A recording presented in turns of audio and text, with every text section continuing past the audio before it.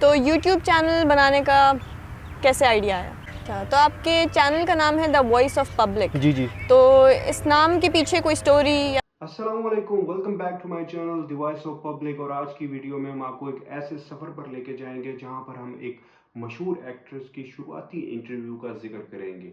और वो इंटरव्यू कहां से स्टार्ट हुआ था? वो मेरे ही चैनल से स्टार्ट हुआ था। जी जनाब, वो जब मैंने अपना फर्स्ट माइलस्टोन अचीव किया तो उस कहानी को आज हम डिस्क्राइब करेंगे कि एक्चुअली हुआ क्या था। तो उसकी ज़रा कुछ क्लिप्स पहले देखें। तो यूट्यूब चैनल बनाने का कैसे आइडिया आया?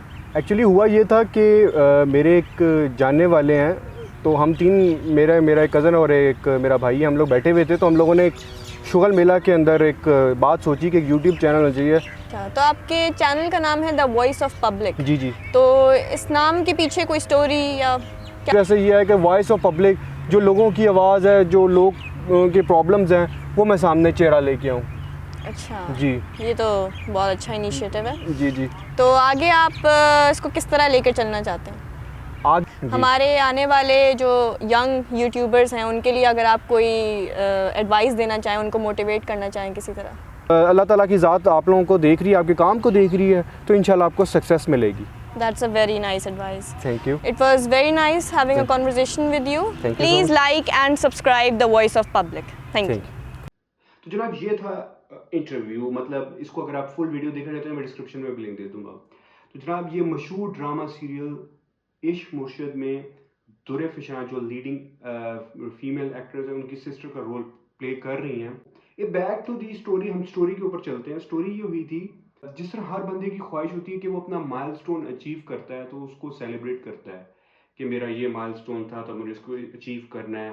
ठीक है, क्रिकेटर जो होता है वो इंटरनेशनल क्रिकेट में आने से पहले काफ़ी ज़्यादा माइलस्टोन अचीव कर चुका होता है, वो फिर वो स्टार बनता है।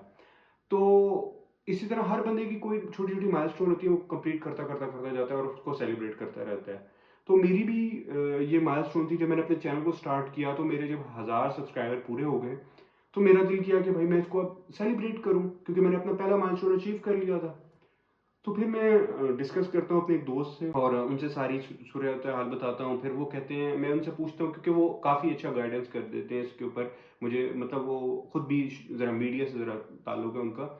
तो उनसे मैंने डिस्कशन की और उनको मैंने बताया, तो उन्होंने कहा कि इसका एक अच्छा इस तरह हो सकता है कि आपने जो माइलस्टोन अचीव किए हैं उसको हम एक इंटरव्यू की सूरत में हम पेश किया जाए। ठीक है, जो जो आपको हर्डल्स आए, ठीक है, उसको हम एक वीडियो रिकॉर्ड करवा लेते हैं और उसमें कर सकते हैं।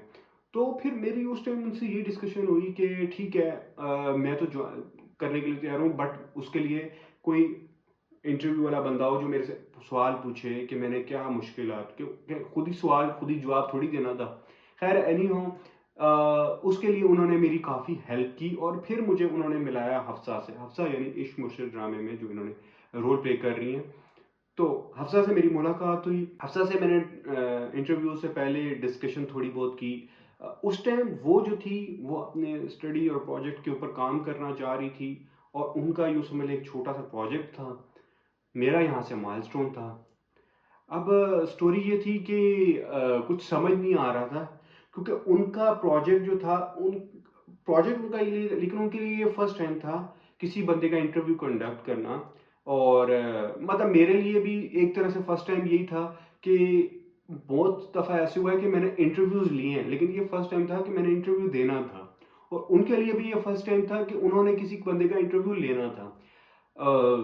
दोनों के लिए ज़रा डिफ़िकल्ट सिचुएशन थी। तो फिर हमारे जो दोस्त हैं उन्होंने काफ़ी हमारी हेल्प की और इसके ऊपर उन्होंने एक स्क्रिप्ट लिखा। मज़े की बात ये है, होता ये था कि मोस्टली मेरे जो इंटरव्यूज़ होते हैं उसमें मैं स्क्रिप्ट के ऊपर नहीं जाता। जो मतलब मेरे पास सवाल मुझे ज़हन में आते हैं मैं पूछ लेता हूँ। जिस तरह नॉर्मल डिस्कशन होती है आम बंदों की, दो दोस्तों की हो गई आपस में, कोई आपस में डिस्कशन हो जाती है, पेरेंट्स के साथ हो जाती है, बहन भाइयों के साथ जो डिस्कशन होती है, सिंपल उस तरह मैं डिस्कशन कर लेता हूँ। तो उसको मैं रिकॉर्ड करके अपलोड कर देता हूँ। That's it. मैं कोई स्क्रिप्ट वगैरह के ऊपर ज़्यादा काम नहीं करता। खैर उन्होंने मुझे स्क्रिप्ट लिख के दी।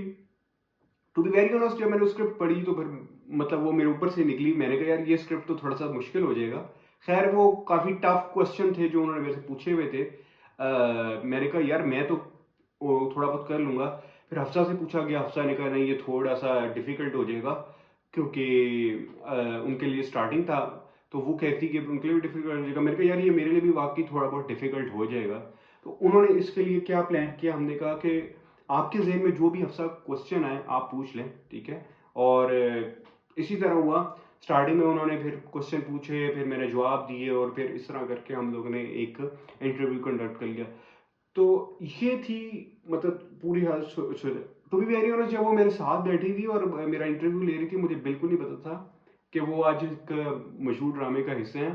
और फिर ये था कि जब इनका ड्रामा रिलीज़ हुआ तो फिर मुझे खुशी भी हुई और फिर प्राउड भी हुआ कि यार एक बंदी थी जिसने मेरा इंटरव्यू लिया था और वो आज अल्लाह ने उनको इतनी इज्जत अता की, मतलब वो काफ़ी ज़्यादा एक अच्छे मुकाम पे पहुंची हुई हैं। अल्लाह उनको मज़ीद तरक्कियाँ अता करे और उनके लिए बेस्ट विशेज़ हैं। तो दोस्तों ये थी मेरे 1000 माइलस्टोन की कहानी और उम्मीद करता हूँ कि आपको मेरी ये कहानी और ये सफ़र पसंद आया होगा।